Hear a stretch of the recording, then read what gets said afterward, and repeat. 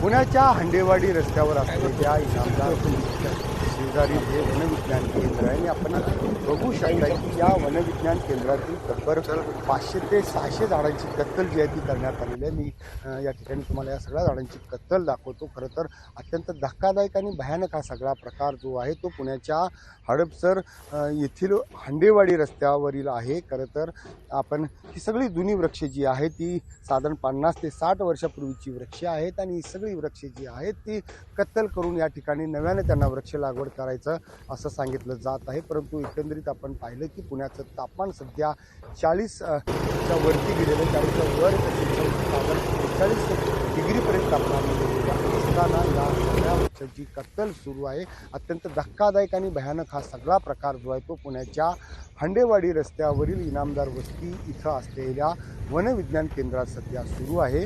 तर यावरती सगळी कठोर कारवाई करावी अशी मागणी सध्या समोर येताना दिसत आहे.